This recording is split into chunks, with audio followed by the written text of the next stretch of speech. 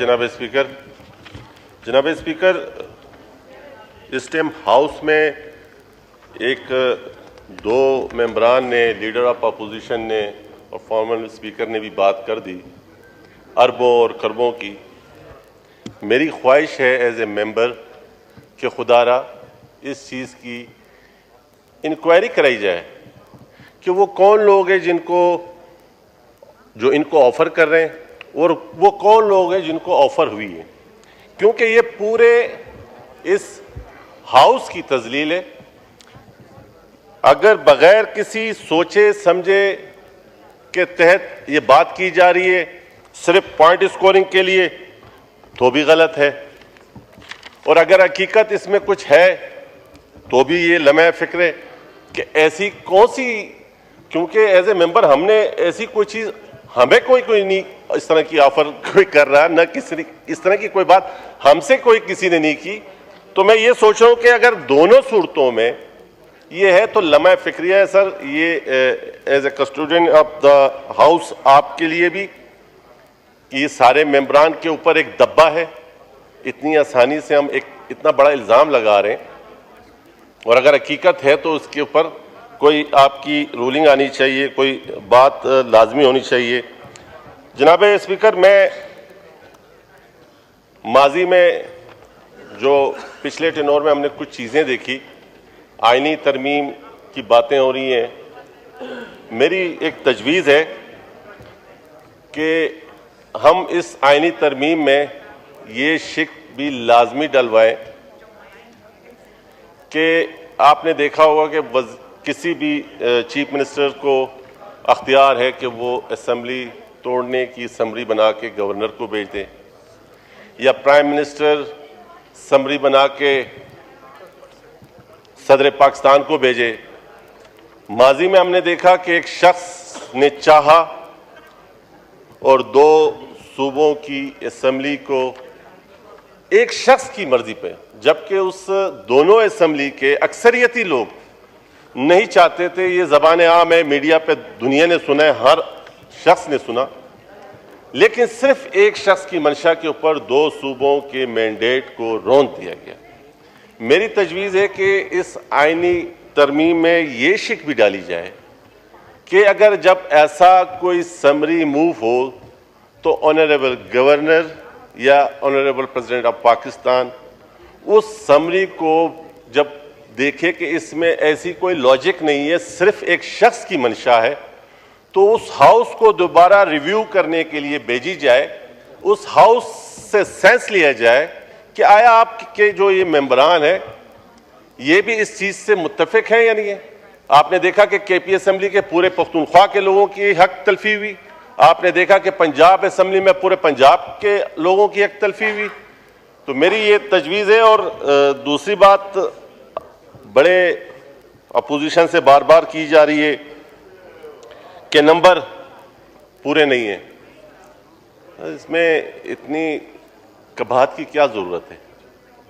हम इस तमाम जो अपोजिशन के लीडर ने या अपोजिशन के दोस्तों ने बात की है, हम इससे मुत्तफिक नहीं है कि ये जुल्म, ये जबर अगर हो रहा है तो नहीं होना चाहिए। जिस तरह हमारे मोअज़्ज़िज़ मेंबर ज़ैन कुरैशी साहब की मिसिस के हवाले से बात आई है, लेकिन जी वापस आ गई है, लेकिन मुझे अफसोस ये होता है कि क्या वजह है कि ये लोग जब यहाँ हो तो इनकी प्रायोरिटीज़ कुछ और होती हैं, बातें कुछ और होती हैं।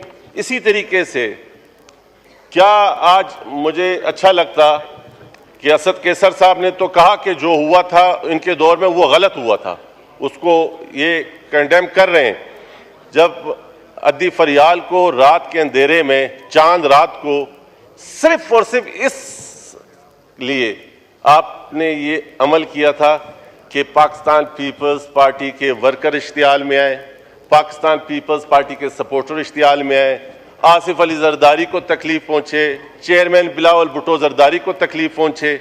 हम ये नहीं कहते कि आज जो हो रहा है ये अच्छा हो रहा है, नहीं, हम उस वक्त भी कहते थे कि ये गलत रीत और रिवायात डाल रहे हैं। और अगर आज भी इस किस्म की किसी भी किस्म की एक्टिविटी हो रही है, बाखुदा as a Pakistan Peoples Party के वर्कर मैं इस चीज को कभी भी एक्सेप्ट करने के लिए तैयार नहीं हूं, और ना इस तरह की कोई बात पाकिस्तान पीपल्स पार्टी के सफों में, ना इस तरह की कोई बात को हम कभी सपोर्ट कर सकते हैं।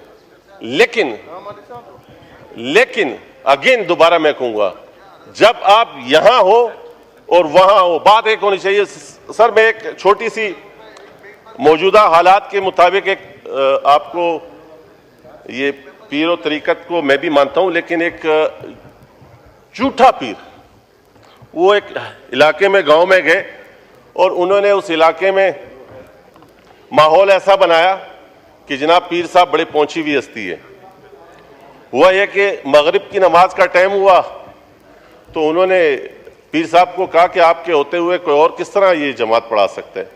पीर साहब मेरी तरह लाइलम ते इलम इतना था नहीं, वो जब नियत बांध के खड़े हुए, सोचा अब क्या पढ़ूं, पढ़ने का कुछ आता नहीं था, वो भाग पड़े। वो भागे तो पीछे से सारे मुतदी भी भाग गए, और इत्तेफाक ये हुआ जैसे सारे बाहर गए तो मस्जिद की छत गिर गई। उन्होंने बोला लो लो लो, पीर साहब तो असल करामात वाले ये हैं।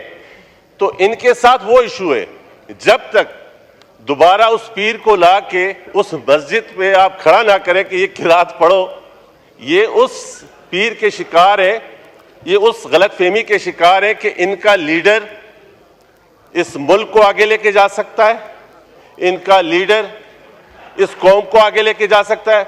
मेरी इस्तेदाद है कि खुदारा एक दफा इसको लेके आओ और इसको दो, ये बच के आओ। जब आप प्राइम मिनिस्टर थे, जब आपको लीडर ऑफ अपोजिशन कहते थे कि मिसाक के मईशत के लिए हम आपके साथ हैं, जब बिलावल भुट्टो जरदारी साहब ने कहा कि इमरान खान कदम बढ़ाओ हम तुम्हारे साथ हैं, उस जमाने में आपने ना कुछ किया, ना कोई आईनी तरमीम लेके, ना आइन की तरफ, बल्कि जो आपको पर्चा दिया जाता था तो यहां पर इस हाउस में ये मीडिया और हम सब देखते थे कि किस तरीके से बिल्डोज होता था। और ऑनरेबल हमारे असद कैसर साहब या जो डिप्टी स्पीकर साहब थे, वो किस तरीके से इन सारी चीजों को जुल्म के साथ इस हाउस के साथ ज्यादती करते थे। सर, जुडिशल रिफॉर्म, जजों को कोई एहतसाब, ये भी तय होना चाहिए ना इस सारे अमेंडमेंट में। कोई इनसे कोई जजों का कोई एहतसाब, कोई तरीक़ाकार इसमें भी वाज़े होना चाहिए।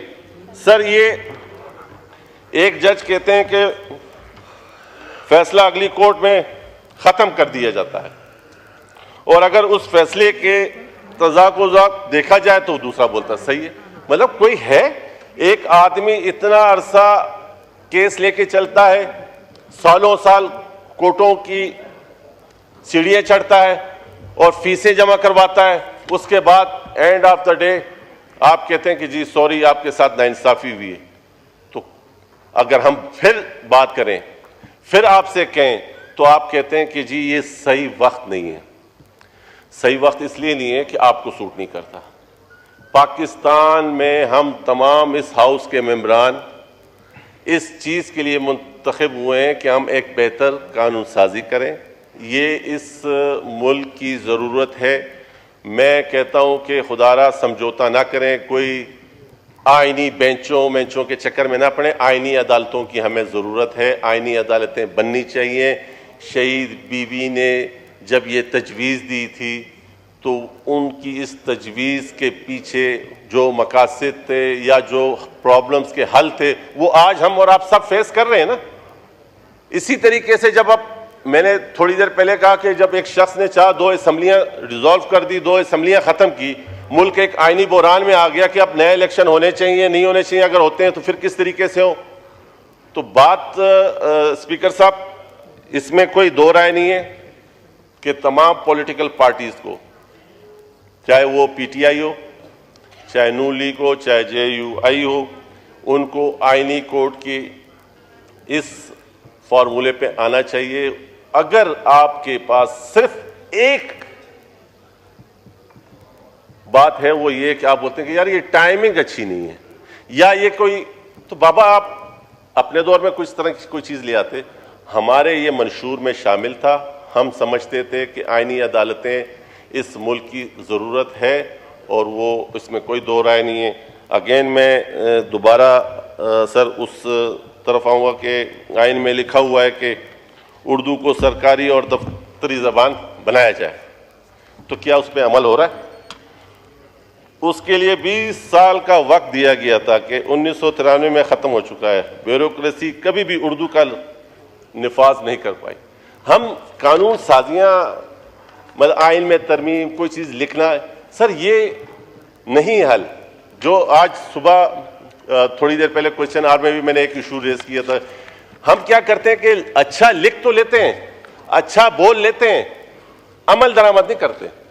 हमारे आइन में और बहुत सारी चीज़ें ऐसी हैं जिसके ऊपर कोई अमल दरामद की तरफ भी कोई हमें तवज्जो देनी चाहिए। ये दरखास्तन बरखास्तन और अच्छी बातें सुन सुना के खुदा हाफिज़ कहने, तो मेरी ख्वाहिश है कि हम इस दफ़ा ये आइनी तरमीम में जा रहे हैं, इंशाअल्लाह अल्लाह ने चाहा हम कामयाब होंगे, लेकिन कुछ तजावीज़ ऐसी भी लेके आए कि जो आइन के अंदर है उस पर अमल दरामद भी हो ना। बहुत शुक्रिया जनाब स्पीकर। पाकिस्तान जिंदाबाद।